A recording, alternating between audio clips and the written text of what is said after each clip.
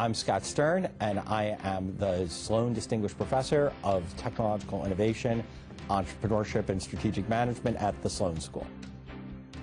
So I do work I'm an economist, and I study the economics of innovation and entrepreneurship. I'm vitally interested in how new technologies are developed, how they're brought to market, and the impact that new technology has on economic performance.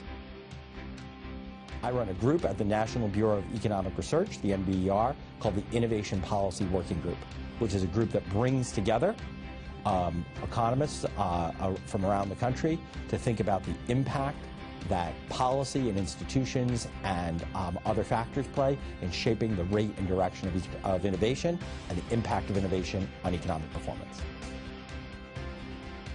So one of the central areas of my research is really focusing on the economics of ideas and how new ideas, new innovation is commercialized, how it's brought to market. What we think about is how entrepreneurs, small startup innovators, navigate a pathway towards bringing their new ideas to market. On the one hand, what we think about is the role of intellectual property in shaping the ability of entrepreneurs or other innovators to control their ideas, to avoid having their ideas stolen by other people. On the other hand, we recognize that to really create value for consumers, to change society, to really for ideas to have an impact, they have to be part of a value proposition, be part of a value chain. And that means working with other partners to establish that position in the marketplace, constructing the value chain. I think there are really kind of two parts of my research and agenda that really impact, I think, how companies can practice. So the first of those is from the viewpoint of smaller firms or collections of firms that are part of a growing industry in which entrepreneurship is at its heart.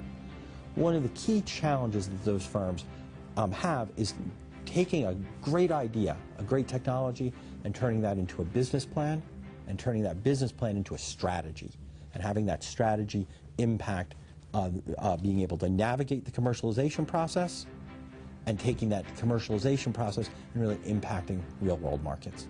We have too many good ideas and not enough ideas that make it to market. And a lot of my work is how to translate ideas into market-based goods. The second area is really from the viewpoint of a larger or more established firm, is they don't really have the choice to be an entrepreneur. They're already an established firm. And so we focus not on entrepreneurship, but intrapreneurship. How can we make established organizations more entrepreneurial in nature? How they can go beyond traditional product development models and choose an organizational form and an organizational structure that really enhances their R&D productivity, and in particular gives them options on new technologies that they might otherwise have missed. So that one of the particular ways that we really think about that is by creating new types of organizational forms.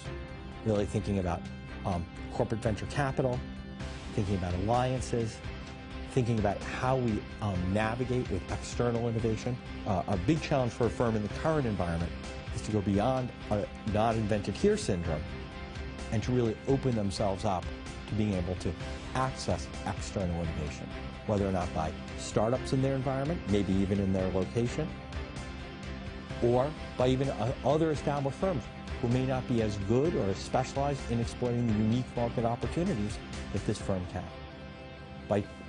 By taking on a portfolio approach to the exploitation of innovation opportunities, established firms are able to enhance the innovation opportunities they're able to access and their ability to translate those innovations into competitive advantage.